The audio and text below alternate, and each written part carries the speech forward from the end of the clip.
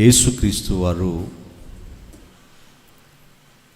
Baptism ఎందుకు తీసుకున్నారు అనేటువంటి ఒక చక్కని సందేశాన్ని మనం బైబిల్లో నుంచి నేర్చుకుందాం. యేసుక్రీస్తు వారు బ్యాప్తిస్మము ఎందుకు తీసుకున్నారు? ఆయన ఈ లోకంలో శరీరధారిగా వచ్చినప్పుడు తన 30వ సంవత్సరం వచ్చినప్పుడు 30వ సంవత్సరం ఆయనకు వచ్చినప్పుడు యోర్దాను నదిలో బ్యాప్తిస్మం ఇచ్చు యోహాను గారి ద్వారా ఆయన బ్యాప్తిజం తీసుకున్నట్లుగా బైబిల్లో రాయబడింది. బ్యాప్తిజం ఎవరు తీసుకుంటారు అనంటే, పాపం చేసిన వారు బ్యాప్తిజం తీసుకుంటారు. బ్యాప్తిజం ఎందుకు తీసుకుంటారు అంటే, పాప క్షమాపణ కోసం బ్యాప్తిజం తీసుకుంటారు. మరి యేసు ప్రభు వారు ఏం పాపం చేశారని ఆయన బ్యాప్తిజం తీసుకున్నారు? ఏం పాపం చేశారని పాప క్షమాపణ నిమిత్తం ఆయన బ్యాప్తిజం పొందారు అని చాలామంది నాస్తికులు, హేతువాదులు, బైబిల్ విమర్శకులు, మతోన్మాదులు ప్రశ్నిస్తున్నారు. అంటే బ్యాప్తిజం పొందేవాళ్ళు పాపం చేసేవాళ్ళే కాబట్టి, పాప క్షమాపణ నిమిత్తమే బ్యాప్తిజం పొందుతారు కాబట్టి, యేసు ప్రభు వారు కూడా ఏదో తప్పు చేశాడు, ఆయన కూడా పాపాత్ముడే, ఆయన మనకులాగా పాపాత్ముడే, ఆయన పరిశుద్ధుడేమీ కాదు అని మతోన్మాదులు ఈరోజు సత్యం తెలియక విచ్చలవిడిగా మాట్లాడుతున్నారు. ప్రియమైన దేవుని పిల్లరా, అసలు యేసు ప్రభు వారు ఏ తప్పు చేయకపోతే బ్యాప్తిజం ఎందుకు తీసుకోవాలి? ఎవరి కోసం తీసుకున్నాడు అని మనం ఆలోచిస్తే, యేసు ప్రభు వారు ఈ భూమి మీదకి వచ్చి ఏ కార్యం చేసినా, ఏ పని చేసినా అది మనుషులమైన మన కోసమే చేశాడు. తన కోసం ఏం చేసుకోలేదు ఆయన. మనుషులమైన మన కోసమే ప్రతి కార్యాన్ని చేశాడు.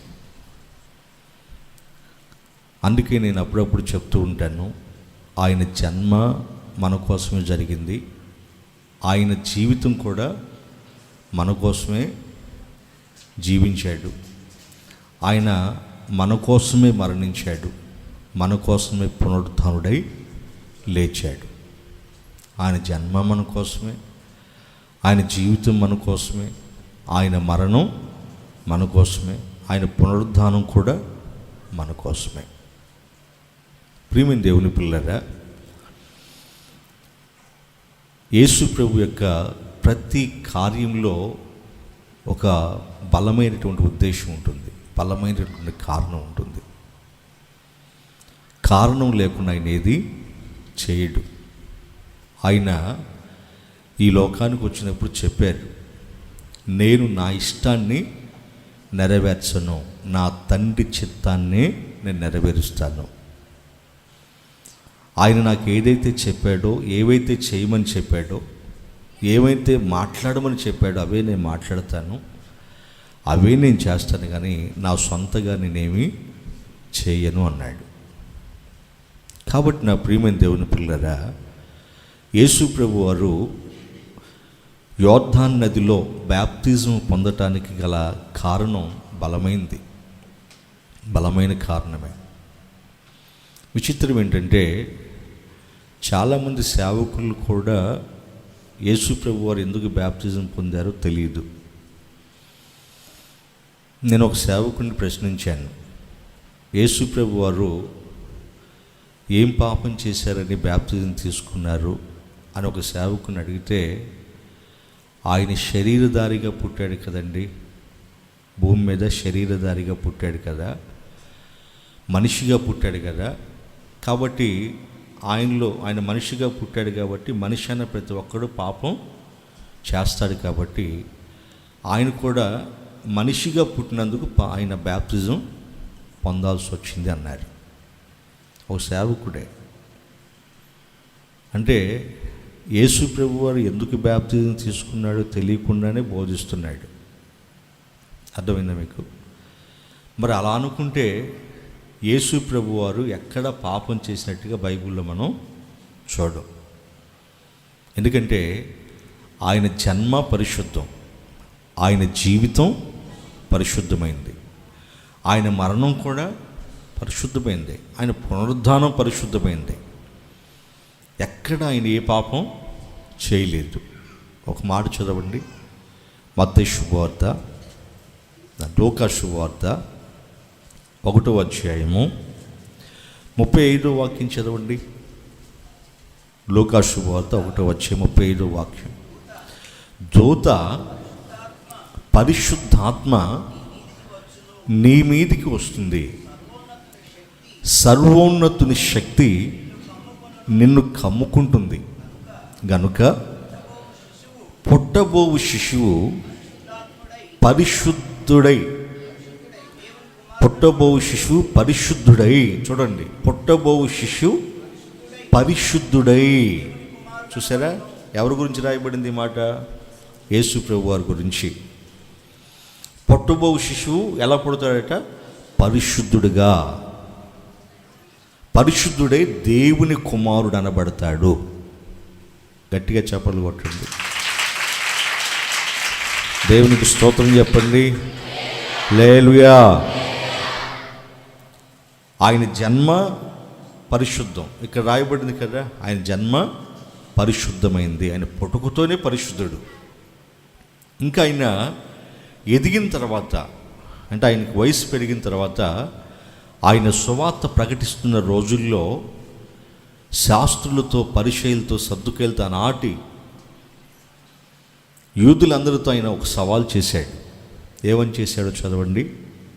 యోహాను శుభవార్త 8వ అధ్యాయము 46వ వాక్యం చదవండి. 46వ వాక్యం.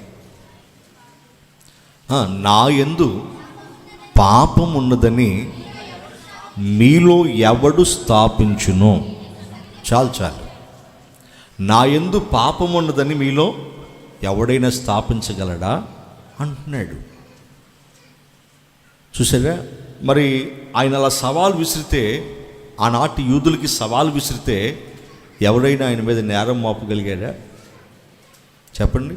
నువ్వు ఆ పాపం చేస్తుండగా చూసాం, ఈ తప్పు చేస్తుండగా చూసాం, నేను దొంగతనంగా చేస్తుండగా చూసాం, వ్యభిచారం చేస్తుండగా చూసాం, అబద్ధం ఆడుతుండగా విన్నాం.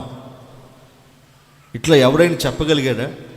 ఎవరైనా ఆయన మీద నేరం మోపగలిగాడా? చెప్పండి. ఏ నేరం మోపలేకపోయాడు.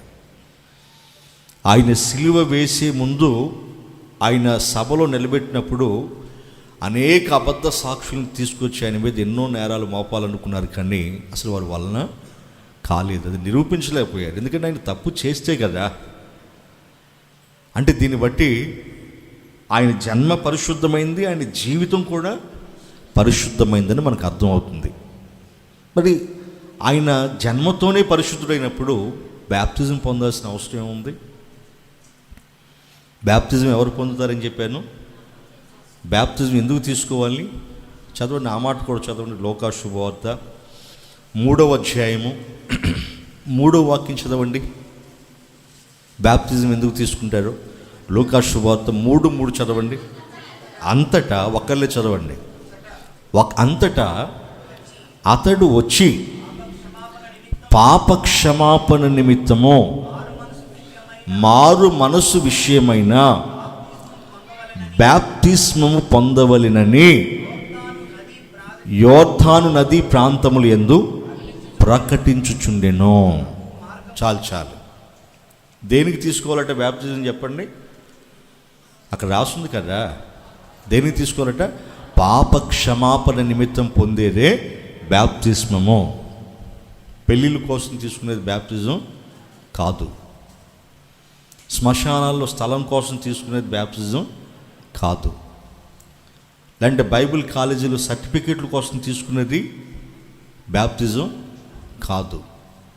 జెండాల కింద దూరిపోయేది బ్యాప్తిజం కాదు.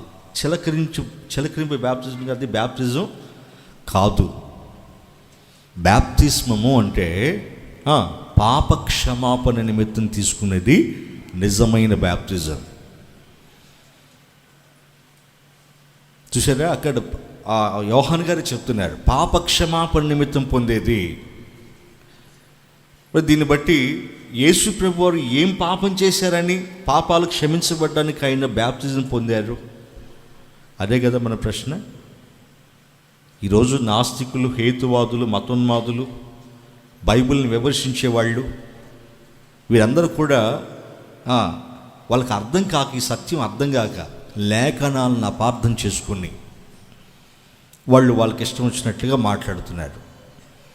ఏదైనా విషయం తెలిస్తే మాట్లాడాలి, తెలియకపోతే తెలియని వారిని అడిగి తెలుసుకోవాలి. అది కదా జ్ఞానం. అవును కదా. ఒక విషయం గురించి మనకి క్షుణ్ణంగా తెలియకపోయినా దాని గురించి ఇచ్చలవిడిగా మాట్లాడటం అది బుద్ధిహీనత. అవును కదా. ఒక విషయం గురించి మనకు తెలియకుండా నోరు పారేసుకోకూడదు, ఇచ్చలవిడిగా మాట్లాడకూడదు. ఈరోజు మతోన్మాదులు అలాగే విచ్చలవిడిగా మాట్లాడుతున్నారు. బైబిల్ని వ్యతిరేకించే వాళ్ళు అలాగే విచ్చలవిడిగా మాట్లాడుతున్నారు. మరి అటువంటి అజ్ఞానుల నోరు, అటువంటి మూర్ఖుల నోరు మూయించాల్సిన బాధ్యత మనకు ఉంది కదా. అవునా కదా. అది దేవుని చిత్తం. మూర్ఖుల నోరు మోయించడం దేవుని చిత్తం కదా. ఇంకోటి ఏంటంటే, క్రైస్తవ సమాజంలో కూడా చాలామందికి ఈ విషయం తెలియదు. ఆయన ఏ తప్పు చేయని వాడైతే ఎందుకు బ్యాప్తిజం తీసుకున్నాడు? ఆయన బ్యాప్తిజం తీసుకోవడానికి గల కారణం ఏంటి? ప్రియమైన దేవుని పిల్లలు, చెప్పాను కదా, ఆయన ఏది చేసినా, ఏ కార్యం చేసినా భూమి మీద ఎవరి కోసం చేశాడు? మనుష్యులమైన మన కోసం చేశాడు. ఇలా ఆలోచిస్తే ఆయన బ్యాప్తిజం తీసుకోవటం కూడా మన కోసమేనండి అంటే ఖచ్చితంగా మన కోసమే.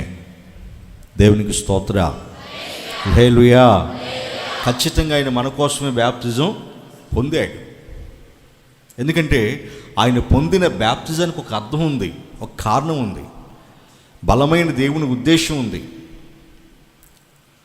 కాబట్టి ఆయన బ్యాప్తిజం పొందాల్సి వచ్చింది. ఇప్పుడు ఆయన ఏ తప్పు చేయలేదని మనకి లేఖనాల ద్వారా అర్థమైంది.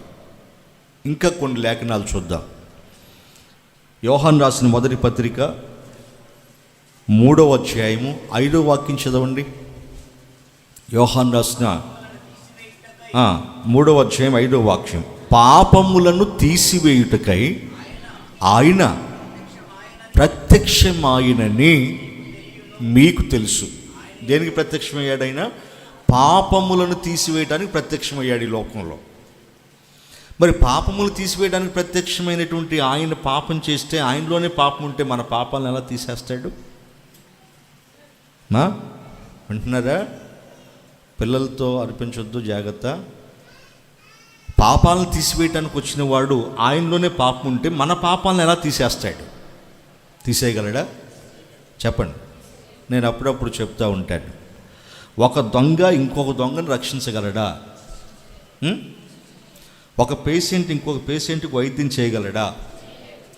దొంగని విడిపించాలంటే ఎవరు రావాలి? మంచివాడు రావాలి. ఒక పేషెంట్కి వైద్యం చేయాలంటే ఎవరు రావాలి? డాక్టర్ రావాలి. అవునా కదా. ఒక దరిద్రుణ్ణి పైకి లేవనెత్తాలంటే ఎవరు రావాలి? ధనవంతుడు రావాలి. అలాగే పాపిని రక్షించాలంటే ఎవరు రావాలి? పరిశుద్ధుడు రావాలి. ఆమేన్, హల్లెలూయా. ఆయనే మన ప్రభు అయిన యేసుక్రీస్తు వారు. గట్టిగా చప్పలు కొడుతూ ప్రభుని మహిమపరుద్దాం. ఆయన మనందరి పాపాలని తీసివేయటానికి వచ్చాడట భూమి మీదకి. మరి ఆయన మన పాపాలను తీసివేయడానికి వచ్చినటువంటి ఆయన ఎలా ఉండాలి? పరిశుద్ధుడిగా ఉండాలి. ఆయన మనందరి పాపములు తీసివేయటకు ప్రత్యక్షమాయన గనుక ఆయన యందు పాపమే లేదు. ఏం లేదు ఆయనలో? పాపమే లేదు. ఎన్ని లేఖనాలు చెప్తున్నాయో చూడండి. మనం మనుషులు చెప్పే మాటలు పొరపాటును కూడా తీసుకోకూడదు. ఎవరి మాటలు తీసుకోవాలి చెప్పండి? దేవుని మాటలు తీసుకోవాలి. ఎందుకంటే మనుషులు లేచిన దగ్గర నుంచి పడుకునేంత వరకు కూడా ఏం చేస్తారు? వాళ్ళ నోటితో పచ్చి అబద్ధాలు ఆడతారు. వాళ్ళ స్వార్థం కోసం, వాళ్ళ సుఖం కోసం, వాళ్ళ సౌఖ్యం కోసం, వాళ్ళ పేరు ప్రఖ్యాతి కోసం కదండి లేనిపోయిన అబద్ధాలన్నీ ఆడతారు. వారు పొట్ట పోషణ కోసం లేనిపోయిన అబద్ధాలు ఆడతారు. దేవునికి అబద్ధాలు ఆడాల్సిన అవసరం అస్సలు లేదు. ఎందుకంటే ఆయనకి ఏ తక్కువ లేదు కదా. ఆయన మనుషుల మీద ఆధారపడి బ్రతికేవాడు కాదు. ఆయనే మనుషులందరికీ అన్ని జీవాన్ని ప్రసాదిస్తున్నాడు. మనుషులందరికీ కావలసిన ఈవులను దయచేస్తున్నాడు. ఆయనకేదో కొదువైనట్టు మన దగ్గర ఏం తీసుకోవట్లేదు. ఆయన అలా ఆశించేవాడు కాదు. కాబట్టి ఆయన అబద్ధం ఆడేదానికి అవకాశమే లేదు. ఆయన ఏమన్నాడు? నేనే మార్గము సత్యము. చూసాడా? సత్యం అంటే ఆయన అంటే అబద్ధం ఆయన నోటికి రాదు. మరి అబద్ధాలు ఆడేది ఎవరు? సాతాను. అబద్ధాలకు జనకుడు వాడు. మరి భూమి మీద అబద్ధాలు ఆడుతుంది ఎవరు? సాతాను సంబంధులు. ఎవరు? సాతానుని సంబంధులు.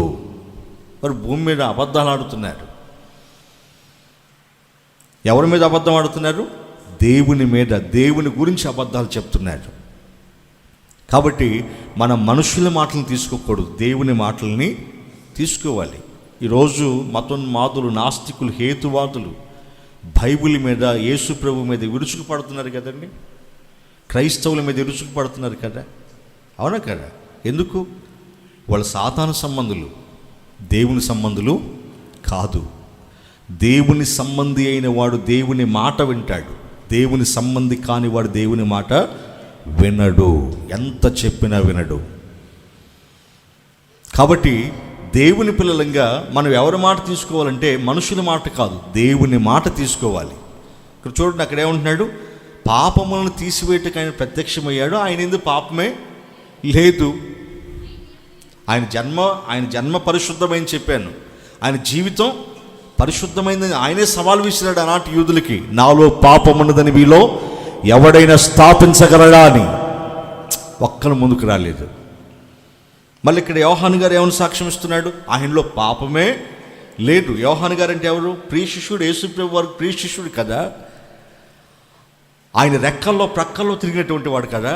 ఆయన చరిత్ర ఏంటో, ఆయన జీవితం ఏంటో ఎరిగిన వాడు కదా. కాబట్టి ఆయన సాక్ష్యం ఇస్తున్నాడు, అసలు ఆయనలో పాపమే లేదు.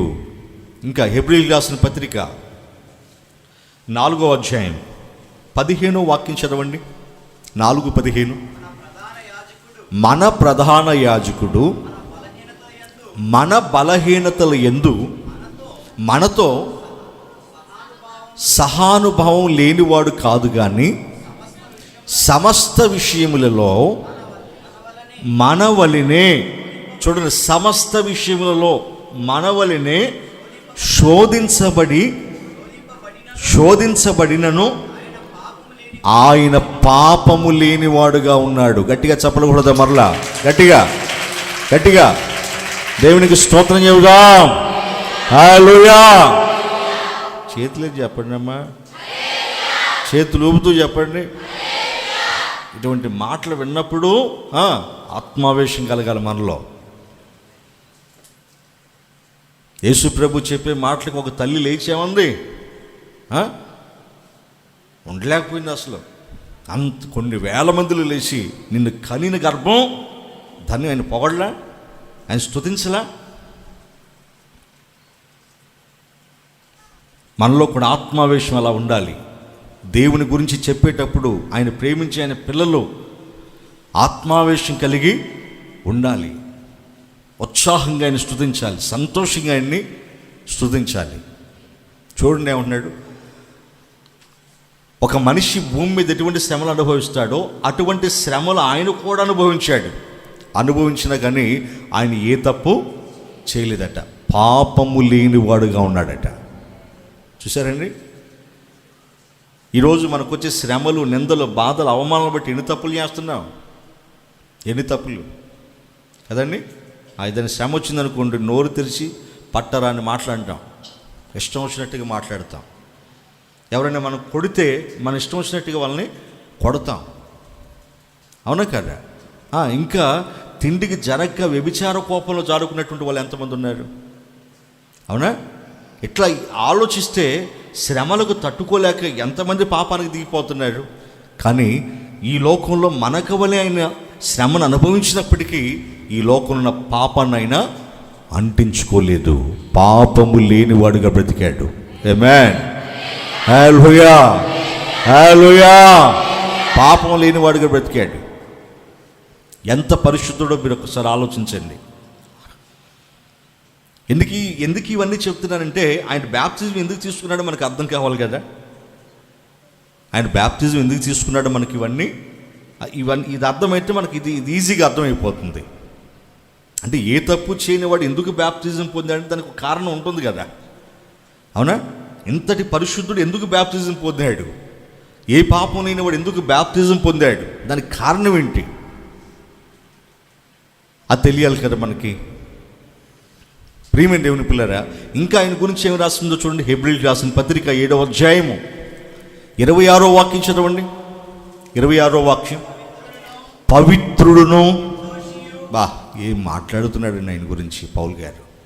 పవిత్రుడును, నిర్దోషియు, నిష్కల్మషుడును, పాపులలో చేరక, చూసారా, పాపులలో చేరక ప్రత్యేకముగా ఉండినవాడును, ఆకాశ మండలము కంటే మిక్కిలి హెచ్చైన వాడు, ఇట్టి ప్రధాన యాజకుడు మనకు సరిపోయినవాడు.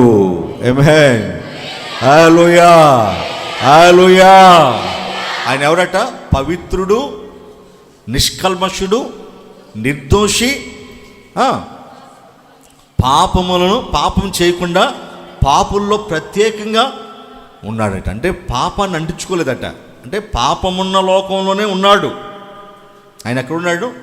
పాపమున్న లోకంలోనే ఉన్నాడు. కానీ ఎప్పుడు తన దేహానికి పాపాన్ని అంటించుకోలేదు, ఎప్పుడు తన దేహంతో పాపం చేయలేదు. చూడండి ఎలా సాక్ష్యం ఇస్తున్నారు ఆయన గురించి ఆయన శిష్యులు. ఒక ఆయన ఉంటున్నాడు, ఆయనలో పాపమే లేదంటున్నాడు. ఇంకొక ఆయన ఉంటున్నాడు, ఆయన పవిత్రుడు, నిష్కల్మషుడు, నిర్దోషి, పాపులలో చేరక ప్రత్యేకంగా ఉన్నవాడు, పరిశుద్ధుడు. ఎంత గొప్పగా సాక్ష్యం ఇస్తున్నారు చూసారా ప్రియమైన దేవుని పిల్లరా. ఈ విధంగా ఆయన గురించి, ఆయనతో తిరిగినటువంటి శిష్యులే ఆయన గురించి గొప్పగా సాక్ష్యం ఇస్తున్నారు. ఒక వ్యక్తిని గురించి సాక్ష్యం చెప్పాలంటే ఆ వ్యక్తిని గురించిన విషయాలు అతనికి తెలిసి ఉండాలి కదండి, అవునా కదా. ఒక హత్య జరిగింది లేదా ఇంకేదైనా జరిగింది, అలా జరిగినప్పుడు కోర్టులో సాక్ష్యం చెప్పేవాడు నిలబడతాడు. లాయర్ అడుగుతాడు, హత్య జరిగేటప్పుడు నువ్వు ఉన్నావా అంటాడు. నేను ఉన్నాను అంటాడు. నువ్వు చూసావా అంటాడు. నేను చూశానంటాడు. అక్కడ హత్య జరిగేటప్పుడు ఉన్నవాడు చూసినవాడే చెప్పింది నిజమవుతుంది. హత్య జరిగేటప్పుడు నువ్వు ఉన్నావంటే నేను లేను అన్నాడు అనుకోండి, లేకపోతే నీకు ఎలా తెలిసింది పలానాడు హత్య చేశాడని అంటాడు. హత్య చేసేటప్పుడు నువ్వు చూసావంటే నేను చూడలేదు అన్నాడు అనుకోండి, నీ సాక్ష్యం అంటాడు. మీకు అర్థమైందా? ఇప్పుడు యేసుప్రభు వారి గురించి ఎవరు సాక్ష్యం ఇస్తున్నారు? ఆయన ప్రక్కల్లో రెక్కల్లో తిరిగినటువంటి ఆయన అనుచరులు, ఆయన శిష్యులు. మరి ఆయన జీవిత చరిత్ర అంతా వాళ్ళకి తెలుసు కదండి, అవునా కదా. అందుకే అపోస్తలుడైన పేతురు గారు ఏమన్నాడు? మేము కన్న వాటిని విన్న వాటిని చెప్పకుండా ఉండలేము. ఆమేన్, ఆమేన్. కన్న వాటిని విన్న వాటిని వాళ్ళు చూసి గొప్పగా సాక్ష్యం ఇచ్చారు ఆయన గురించి, అవునా కదా. గొప్పగా సాక్ష్యం ఇచ్చాడు. ఏమని సాక్ష్యం ఇచ్చాడు? ఆయన మరణించి పునరుద్ధానుడై లేచాడని. ఎందుకు ఆ మాట అంత గట్టిగా ప్రకటించారు? ఎందుకంత గట్టిగా ప్రకటించారు ఆ మాట? ఆనాటి శాస్త్రులు, పెద్దలు వీళ్ళంతా ఏం చేశారు? యేసు ప్రభు వారు సమాధి గుండెని చీల్చుకొని బయటకు వస్తే ఏమన్నారు? ఆయన లేవలేదు, ఆయన శిష్యులే ఆయన ఎత్తుకొని వెళ్ళిపోయారని అబద్ధ ప్రచారం చేశారు కదండి. ఆ అబద్ధ ప్రచారానికి విరుగుడుగా వీళ్ళు ధైర్యంగా నిలబడి ఏం చేశారు? నిజమైనటువంటి సాక్ష్యాన్ని ప్రజలకు తెలియజేశారు. ఏమని? ఆయన సమాధిలో లేడు, సజీవుడిగా పునరుద్ధానుడై లేచాడు. ఆమేన్, ఆమేన్. సజీవుడై పునరుద్ధానుడుగా లేచాడని అలా గొంతెత్తి సాక్ష్యం ఇచ్చారు కదా. వాళ్ళ సాక్ష్యం నిజం. వాళ్ళే యేసు ప్రభువు వారి గురించి, ఆయన చరిత్ర, ఆయన జీవిత చరిత్రను చెప్తున్నారు, ఆయన ప్రవర్తన గురించి చెప్తున్నారు. ఆయనలో ఏ పాపం లేదు, ఆయన పరమ పవిత్రుడు, ఆయన పరిశుద్ధుడు, పాపము లేకుండా బ్రతికిన వాడు. సాక్షాత్ ఆయన సవాల్ విసిరాడు కదా, నాలో పాపం అన్నదని మీలో ఎవడైనా స్థాపించగలడాన్ని. ఎవడు స్థాపించలేకపోయాడు, ఎవడు నిరూపించలేకపోయాడు. అది ఆయన సాక్ష్యం. అది మనం ఆరాధించేటువంటి దేవుని యొక్క పరిశుద్ధత, ఆయన ప్రవర్తన. కాబట్టి ఆయన ఎంతటి ఘనుడో దీన్ని బట్టి మనకి అర్థమవుతుంది. ఇంత పరిశుద్ధుడైన వాడు ఆయన బ్యాప్టిజం పొందడానికి వస్తుంటే, బ్యాప్టిజం ఇచ్చి యోహాను ఏమన్నాడు తెలుసా? మత్తయి శుభవార్త 3వ అధ్యాయం 15వ వాక్యం చదవండి. ఏమన్నాడు?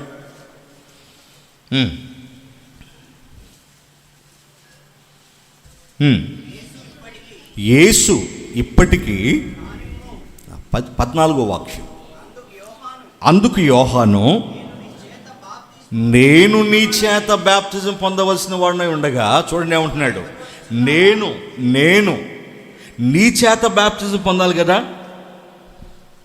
ఏమంటున్నాడు? నేను నీ చేత అంటే దాని ఉద్దేశం ఏంటి? దాని ఉద్దేశం ఏంటి? చెప్పండి. ఆయన ఉద్దేశం ఏంటి? ఆ మాట ఉద్దేశం ఏంటి? నువ్వేం తప్పు చేసావని నాతో బ్యాప్టిజం పొందడానికి వచ్చావో, నేను కదా నీతో బ్యాప్టిజం పొందాలి, నీలో ఏ తప్పు లేదు కదా. ఎందుకంటే ఆయన గురించి ఆయన సాక్ష్యం ఇచ్చాడు. ఏమని? నా వెనక వచ్చుచున్నవాడు నాకంటే గొప్పవాడు. బ్యాప్టిజం ఇచ్చి యోహాను గారు మాట్లాడారు, నాకంటే గొప్పవాడు, ఆయన చెప్పులో వారు ఇప్పటికైనా నేను ఆ పాత్రుని కానన్నాడు. నేను తగ్గాలి, అయినా హెచ్చించబడాలన్నాడు కదండి. అంతకుముందు బ్యాప్టిజం ఇచ్చి యోహాను గారు అనేకులకు బ్యాప్టిజం ఇచ్చాడు కదా. కొన్ని వందల మందికి బ్యాప్టిజం ఇచ్చాడు ఆయన యోర్దాను నదిలో. ఏది యేసు ప్రభు వారికి బ్యాప్టిజం ఇవ్వకముందు ఆయన దగ్గరకు వచ్చినటువంటి వారందరూ బ్యాప్టిజం పొందడానికి వచ్చిన వాళ్ళని ఏమన్నాడు? ఆయన ఏమన్నాడు? సర్ప సంతానమా అన్నాడు. ఏ సంతానం? జాగ్రత్తగా వినాలి, ఈ మాటలు చాలా అవసరం. సర్ప సంతానమా అన్నాడు.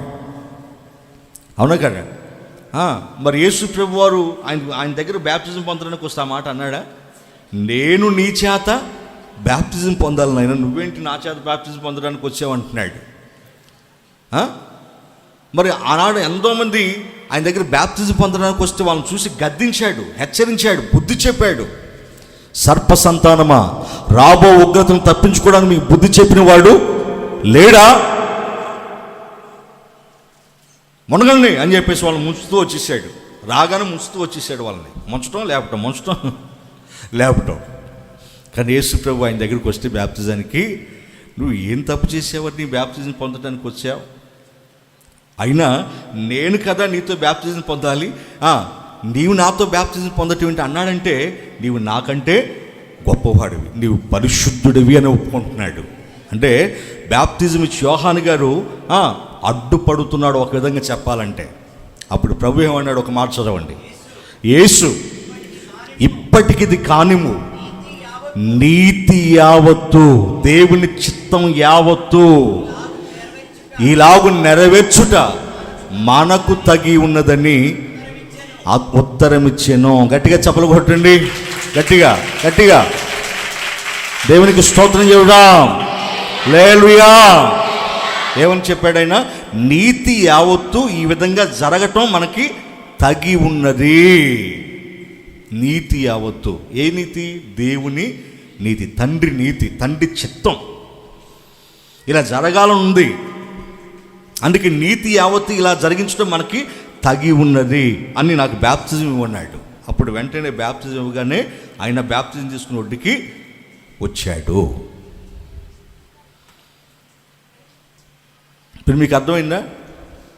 ఆయన ఎందుకు బ్యాప్టిజం తీసుకున్నాడు మీకు అర్థమైందా? బ్యాప్టిజం ఎవరు తీసుకుంటారని చెప్పాను? పాపం చేసిన వాళ్ళు. ఎందుకు తీసుకుంటారని చెప్పాను? పాప క్షమాపణ కోసం. దేనికోసం? పాప క్షమాపణ కోసం. మరి ఇప్పుడు యేసు ప్రభు వారు, నేను చెప్పిన మాటలన్నిటిని బట్టి చూస్తే యేసు ప్రభు వారు బ్యాప్టిజం ఎందుకు తీసుకున్నారు? ఏంటా నీతి? ఏంటా నీతి? అర్థమైనా? నీతి యావత్తు ఈ విధంగా నెరవేర్చడం మనకు తగి ఉన్నది అన్నాడు. ఇది దేవుని చిత్తం, తండ్రి చిత్తం, ఇది నా తండ్రి చెప్పాడు, నేను చేస్తున్నాను అన్నాడు. ప్రియమైన దేవుని పిల్లరా, ఆయన ఎందుకు బ్యాప్టిజం పొందాల్సి వచ్చిందంటే, అసలు బ్యాప్టిజము అనేది దేనికి సాదృశ్యం అంటే యేసు ప్రభు వారి యొక్క మరణ పునరుద్ధానాలకి సాదృశ్యం. ఆమేన్, ఆమేన్, హల్లెలూయా. బ్యాప్తిస్మము దేనికి సాదృశ్యం? మరణ పునరుద్ధానాలకి సాదృశ్యం. బ్యాప్తిజం ఇచ్చేటప్పుడు ఏం చేస్తాం? ముంచేస్తాం. అంటే ముంచామంటే ఏంటి అర్థం? పాతి పెట్టామని అర్థం. నేలలో మిమ్మల్ని పాతి పెట్టేసాం. అర్థమైనా? తర్వాత మరల మిమ్మల్ని ఏం చేస్తున్నాం? పైకి లేపుతున్నాం. అంటే మీరు బ్రతికించబడుతున్నారు, చనిపోయి బ్రతికించబడుతున్నారు. ఏ విషయంలో చనిపోయారు? పాపముల విషయంలో చనిపోయి మరలా నీతి విషయంలో బ్రతికించబడుతున్నారు. అంటే బ్యాప్తిస్మము అంటే మరణ పునరుద్ధానాలకి సాదృశ్యం. పాపముల విషయంలో చనిపోయి నీతి విషయంలో బ్రతికించబడటమే బ్యాప్తిస్మము. అంటే మరణ పునరుద్ధానాలకి సాదృశ్యం. దేవునికి స్తోత్రం. అంటే యేసు ప్రభు వారు ప్రజలందరి పాపాల కోసం ఆయన మరణించేదానికి, మరల తిరిగి పునరుద్ధానుడై లేచేదానికి ఈ బ్యాప్టిజం గుర్తుగా, సాదృశ్యంగా ఉంది. గట్టిగా చప్పలు కొట్టండి ఇప్పుడు, గట్టిగా గట్టిగా. దేవునికి స్తోత్రం చేయుదాం. హల్లెలూయా. ఇప్పుడు యేసు ప్రభు వారు ఎందుకు బ్యాప్టిజం పొందాడు అని అంటే, ఆయన పొందబోయే మరణం గురించి మనకు సాక్ష్యం ఇవ్వడానికి, మనకు తెలియచేయడానికి, అలాగే ఆయన పునరుద్ధానుడే లేచేదానికి గుర్తుగా ఆయన ముందుగానే ఆయన మరణ పునరుద్ధానాల గుర్తుగా, సాదృశ్యంగా బ్యాప్టిజం పొందాడు. కానీ ఆయన ఏ తప్పు చేయలేదు. ఆయన పాపం చేయలేదు. పాప క్షమాపణ నిమిత్తం బ్యాప్టిజం పొందలేదు. మనందరి పాపాల నిమిత్తం ఆయన చనిపోబోతున్నాడు కాబట్టి దానికి సాదృశ్యంగా ఈ బ్యాప్టిజం తీసుకున్నాడు. బ్యాప్టిజం అంటే ఏంటని చెప్పాను? పాపముల విషయంలో చనిపోయి నీతి విషయంలో బ్రతికించబడటం. ఇంకోటి మరణ పునరుద్ధానాలకి సాదృశ్యం. అంటే చచ్చిపోయి తిరిగి లేస్తామంటే మరణ పునరుద్ధానాలే కదండి, అవునా కదా? ఎందుకు మరణించాల్సి వచ్చింది? ఎందుకు మరణించాల్సి వచ్చింది అని అంటే దానికి ఒక కారణం ఉంది. ఏంటి ఆ కారణం అంటే, ఏ భేదము లేదు, అందరూ పాపము చేసి దేవుడు అనుగ్రహించే మహిమను పోగొట్టుకున్నారు. అంటే భూమి మీద ఉన్నటువంటి ప్రతి మనిషి కూడా ఏం చేశాడు? పాపం చేశాడు. మరి పాపానికి వచ్చే జీతం ఏంటి? భలే చెప్పాడు. పాపానికి వచ్చే జీతం ఏంటి? మరణం. అవునా కదా? మనకు ఒక రాజ్యాంగం ఉంది, మీకు అర్థం కావడం చెప్తున్నాను. మనకు భారత రాజ్యాంగం ఉంది కదండి. ఈ భారత రాజ్యాంగంలో కొన్ని చట్టాలు ఉంటాయి. ఆ చట్టాలను మనం అతిక్రమించామనుకోండి, చట్టం ఏం చేస్తుంది? మనల్ని ఏం చేస్తుంది? చెప్పండి, గట్టిగా చెప్పండి. చట్టం ఏం చేస్తుంది? ఎందుకు?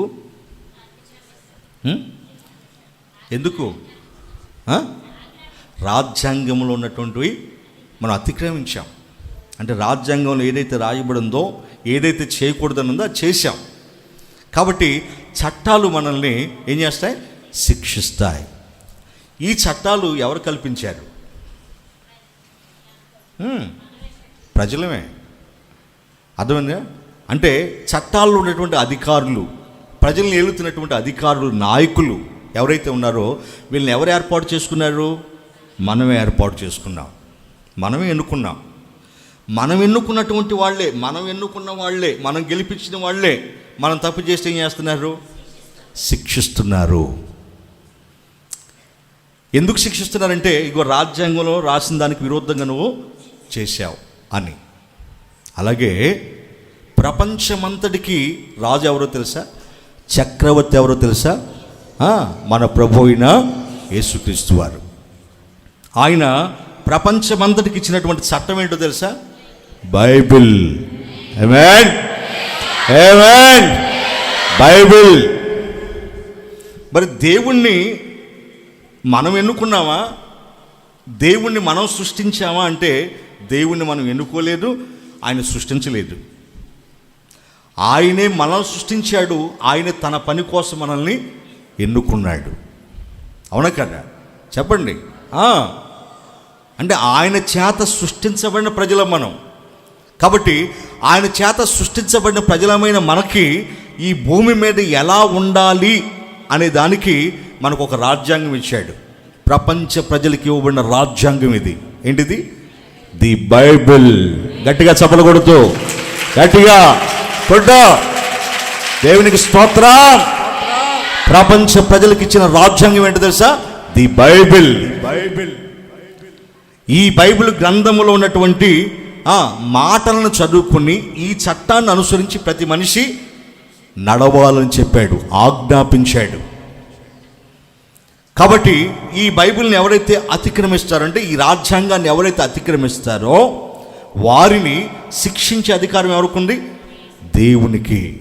దేవుడు అంటే మనం ఏర్పాటు చేసుకున్నవాడు కాదు, మనం ఎన్నుకున్నవాడు కాదు, మనల్ని సృష్టించినవాడు, మనమున్న సృష్టిని చేసినవాడు, మన మీద సర్వాధికారం కలిగిన వాడు కదా. మన చేత ఎన్నుకోబడినటువంటి ప్రభుత్వాలే, మన చేత ఎన్నుకోబడినటువంటి నాయకులే మనం శిక్షించే అధికారం వాళ్ళకు ఉన్నప్పుడు మనం సృష్టించిన దేవునికి ఇంకెంత అధికారం ఉంటుంది మన మీద?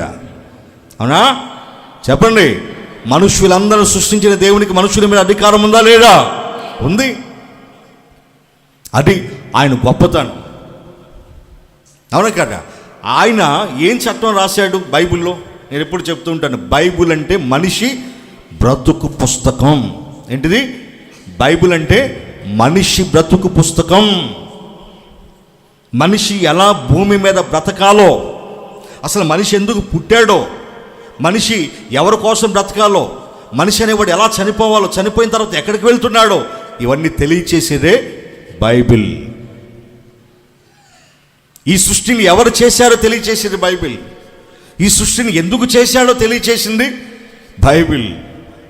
సృష్టిలో ఉన్నవి ఎందుకు చేయబడినవో తెలియచేసింది బైబిల్. ఆయన చట్టం ఇది. ఈ చట్టాన్ని అతిక్రమిస్తే దేవుడు ఏమన్నాడు తెలుసా? పాపానికి వచ్చే జీతం మరణం అన్నాడు. ఇప్పుడు ఆయన మనకి మరణ శిక్ష విధించడం కరెక్టా కాదా? చెప్పండి. ఒక మనిషి ఇంకొక మనిషిని హత్య చేస్తే మన చట్టాలు ఏం చేస్తున్నాయి? ఉరి తీస్తున్నాయి కదండి. మనిషి ఇంకొక మనిషిని ఉరి తీయచ్చా? ఆ మనిషిని చంపే అధికారం ఎవరికుంది? మనిషిని శిక్షించే అధికారం ఎవరికుంది? దేవునికి మాత్రమే ఉంది. కాబట్టి పాపం చేస్తే దేవుడు ఏ శిక్ష వేశాడంటే మరణ శిక్ష వేశాడు. కాబట్టి ఇప్పుడు భూమి మీద ఉన్నటువంటి మనుషులందరూ కూడా ఏం చేశారు? చెప్పండి. ప్రతి ఒక్కరూ ఏ భేదమో లేదు, అందరూ పాపము చేసి దేవుడు అనుగ్రహించే మహిమను పోగొట్టుకున్నారు అన్నాడు. అంటే దీన్ని బట్టి ఆలోచిస్తే పాపము చేసిన మనందరం కూడా దేనికి పాత్రులం?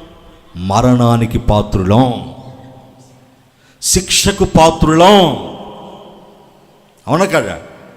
ఇప్పుడు మనం దేవుడు మనల్ని శిక్షించాలనుకుంటే మనందరం చనిపోతాం.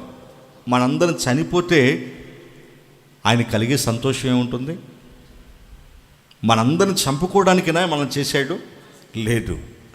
మనందరం కూడా ఆయన ఉన్న పరలోకం చేరాలనేది ఆయన ఆశ. ఆమేన్, హల్లెలూయా. మీరు కూడా కొంతమంది బిడ్డల కన్న తల్లిదండ్రులు ఉన్నారుగా. కన్న తల్లిదండ్రులు బిడ్డలను ఎందుకు అంటున్నారు? చంపుకోవడానికా? చెప్పండి. చంపుకోవడానికా? లేదు. వాళ్ళు ఎంత ప్రేమగా చూసుకుంటారో. అప్పుడప్పుడు గొంతు మీద కాలేసి తొక్కినా తిట్టినా పిల్లలంటే ఎంత ప్రేమ. మరి మీకే అంత ప్రేమ ఉంటే ఈరోజు రేపు చచ్చిపోయే మీరు కదండి. మన చిరకాలం మన పిల్లలతో ఉండం, అవునా కదా? వాళ్ళు ఉన్నంతకాలం మనం ఉండం, మనం ముందే వెళ్ళిపోతాం వాళ్ళని విడిచిపెట్టి. అటువంటి మనకి అశాశ్వతంగా భూమి మీద ఉండే మనకి ఎంత ప్రేమ ఉంటే శాశ్వతుడైన దేవునికి మన మీద అంత ప్రేమ ఉండాలి కదా. అందుకే మనందరిని చంపుకోవడం ఆయనకి ఇష్టం లేక మనందరం పాపం చేశాం. మనందరికి శిక్ష పడాలి. ఏ శిక్ష? మరణ శిక్ష పడాలి. ఇప్పుడు మనందరం చనిపోతే ఆయనకి ఏంటి ఒరిగేది చెప్పండి? ఆయనకి ఏంటి లాభం? కాబట్టి నా పిల్లలు చనిపోకూడదు అని ఆయన ఏం చేశాడంటే మనందరి పాపాల నిమిత్తం ఒక ఆయన్ని లోకానికి పంపించాడు. ఆయనే మన ప్రభు అయిన యేసుక్రీస్తు వారు. ఆమేన్, హల్లెలూయా, హల్లెలూయా. ఆయనే మన ప్రభు అయిన యేసుక్రీస్తు వారు. ఆయన ఎందుకు వచ్చాడనుకుంటున్నాడు? మన కోసం ఈ లోకానికి ఎందుకు వచ్చాడనుకుంటున్నారు? నశించిపోతున్న మనల్ని రక్షించడానికి. కాబట్టి ఇప్పుడు ఆయన్ని తండ్రే ఆయన్ని భూమి మీదకి బలి పశువుగా పంపించాడు. ఏ పశువుగా? బలి పశువుగా. అంటే తండ్రి ఈ లోకానికి ఆయన పంపించాడంటే ఎలా పంపించాడని చెప్పాను? బలి పశువుగా పంపించాడని చెప్పాను కదా. ఇప్పుడు మనందరి పాపాల నిమిత్తం ఎవరు బలవ్వాలి? యేసు ప్రభు వారు బలవ్వాలి. ఆయన బలి అయితే ఆయన బలి రక్తము ద్వారా మనకు పాప శాప విమోచన కలుగుతుంది. ఆమేన్, హల్లెలూయా. కాబట్టి మనందరి పాపాలని తండ్రి ఏం చేశాడు? ఆయన మీద మోపాడు. ఇప్పుడు చదవండి యెషయా గ్రంథం 53వ అధ్యాయము 6వ వాక్యం చదవండి. యెషయా గ్రంథం 53 6వ వాక్యం చదవండి.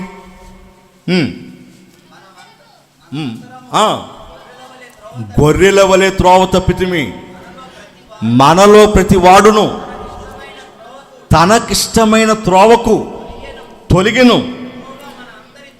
యెహోవా మనందరి దోషములను, చూడండి, యెహోవా అంటే తండ్రి మనందరి దోషములను అతని మీద మోపెను. ఎవరైనా అతని మీద మోపెను. ఎవరైనా?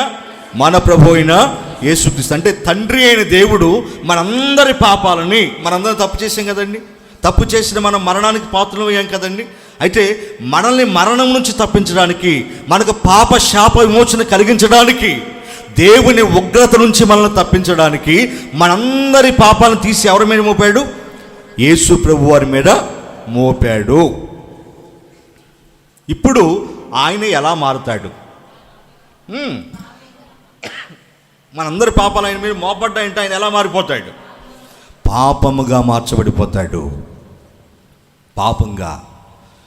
కొరింథీయులకు రాసిన 2వ పత్రిక 5వ అధ్యాయం 21వ వాక్యం చదవండి. 5:21. కొరింథీ 5:21 2వ పత్రిక. ఎందుకంటే మనము ఆయన యందు దేవుని నీతి అగునట్లు, చూడండి, మనము ఆయన యందు దేవునికి నీతిమంతులుగా, దేవుని ఎదుటి నీతిమంతులుగా అగునట్లు పాపమెరుగని ఆయనను, చూడండి, పాపమెరుగని ఆయనను. ఎవరు పాపం ఎరగరు? మన ప్రభు అయిన యేసుక్రీస్తు. అసలు పాపం అంటే ఆయనకి తెలియదు. పాపం ఎరగని వాడు, పాపం చేయని వాడు. పాపం ఎరగని ఆయనను మన కోసము పాపముగా చేసెను. దేవునికి స్తోత్రం, హల్లెలూయా. మన కోసం ఎలా చేశాడు? పాపం ఎరగని ఆయన్ని పాపంగా చేసేసాడు. ఎవరు? తండ్రికి ఇష్టమైంది యేసు ప్రభు వారిని మనందరి నిమిత్తం బలి ఇవ్వటానికి ఆయనకి ఇష్టమైంది. ఎందుకంటే భూమి మీద ఉన్నటువంటి వాళ్ళనే ఎవరో ఒకరు బలించవచ్చు. అంటే భూమి మీద మనందరం ఆల్రెడీ తప్పులు, చెప్పండి, తప్పులు చేశాం కదండి, అవునా కదా? నీతిమంతుడు లేడు, ఒక్కడు లేడు. అంటే మన రక్తం ఎవరి పాపాన్ని తీసివేయలేదు, అవునా కదా? మన పాపమే మనలోనే పాపం ఉన్నప్పుడు మనలో ఉన్నట్టు రక్తం ఇంకోళ్ళ పాపాన్ని తీసేస్తుందా? తీసేది కదా. అట్లా ప్రతి ఒక్కరి రక్తం పాపంతో నిండుకుంటే మరి ఎవరు మన కోసం రక్తాన్ని చిందిస్తారు. ఎవరో మన పాపాలను తీసేయగలంటే ఒక పరిశుద్ధుడు మాత్రమే తీసివేయగలరు. ఒక పరిశుద్ధుని రక్తం మాత్రమే మన పాపాలకు ప్రాయశ్చిత్తం చేయగలదు. అదే మన ప్రభు అయిన యేసు రక్తం. ఆమేన్, హల్లెలూయా. మన ప్రభు అయిన యేసు రక్తం ప్రతి ఘోర పాపాన్ని కడిగే యేసు రక్తం, నిర్దోషమైన, నిష్కలంకమైన, పవిత్రమైన, పరిశుద్ధమైన యేసు రక్తం. అందుకు ఆయనని ఈ లోకానికి పంపించి ఏం చేశాడు? మనందరి పాపాలను ఆయన మీద మోపాడు, మనందరి దోషాలను ఆయన మీద మోపాడు. ఆయన ఎలా మార్చేశాడు? పాపముగా మార్చేశాడు. ఇప్పుడు ఆయన ఎందుకు బ్యాప్టిజం పొందాడు మీకు అర్థమైందా? అర్థమవుతుంది మీకు? ఆయన ఎందుకు బ్యాప్టిజం పొందేది ఎవరో? పాపం చేసిన వాళ్ళు. మరి ఏ పాపం చేయని ఆయన ఎందుకు బ్యాప్టిజం పొందాడంటే మనందరి పాపాలు ఆయన మీద మోపబడ్డాయి, ఆయన పాపంగా మార్చబడ్డాడు. అందుకే మనందరి పాపాలను ఆయన మీద వేసుకుని ఆయన మన పాపాలను స్వీకరించి ఆయన పాపిగా మారాడు. కాబట్టి అందుకు సాదృశ్యంగా బ్యాప్టిజం పొందాల్సి వచ్చింది. అంటే ఆయన పొందబోయే ఆ సిలువ శిక్షకు సాదృశ్యంగా, ఆయన పొందబోయే మరణానికి సాదృశ్యంగా ఆయన బ్యాప్టిజం పొందారు. ఆమేన్, హల్లెలూయా, హల్లెలూయా. అందుకే బ్యాప్టిజం ఇచ్చి యోహాను గారు ఏమన్నాడు? యోహాను శుభవార్త 1వ అధ్యాయము 19వ వాక్యం చదవండి. ఏమన్నాడు? యోహాను శుభవార్త 1:29 చదవండి. 1:29. మరునాడు యోహాను యేసు తన యొద్దకు రాగా చూచి, ఇదిగో లోక పాపములను మోసుకొని పోవు. లోక పాపములు అంటే లోకములో ఉన్న మనుషులందరి పాపాలని మోసుకొని పోయే దేవుని గొర్రెపిల్ల. అంటే మనందరి పాపాలు ఆయన మీద వేయబడ్డాయి. మనందరి పాపాలు ఆయన మీద వేయబడిన తర్వాత ఆయన ఎలా మారిపోయాడు? పాపిగా మారిపోయాడు. ఆయనలో ఉన్నటువంటి నిర్దోషత్వం, ఆయనలో ఉన్న పరిశుద్ధత మనలోకి వచ్చేసింది. ఆమేన్, ఆమేన్. ఇప్పుడు పాపంగా మార్చబడినటువంటి ఆయన ఏమైపోవాలి? పాపంగా మార్చబడినటువంటి ఆయన ఏమవ్వాలి? చచ్చిపోవాలి. ఏమైపోవాలి? చనిపోవాలి. ఒకవేళ ఆయన చనిపోకపోతే ఎవరు చనిపోవాలి? మనం చనిపోవాలి. కానీ మనల్ని బ్రతికించుకోవడానికి తండ్రి తన కుమారుని బలిగా ఇచ్చేశాడు. ఇప్పుడు ఆయన పాపంగా మారాడు కాబట్టి పాపానికి వచ్చే జీతం ఏమని చెప్పాను? మరణం. అంటే మనం పొందాల్సిన మరణం మన స్థానంలో మన ప్రభు అయిన యేసుక్రీస్తు వారు పొందారు. ఆ మరణానికి సాదృశ్యంగా ఉండటానికి ఆయన బ్యాప్టిజం పొందాడు.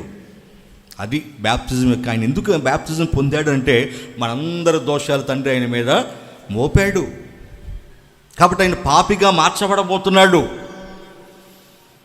ఆయన మన కోసం మరణించాలి కాబట్టి ఆయన మరణ పునరుద్ధానాలకు సాదృశ్యంగా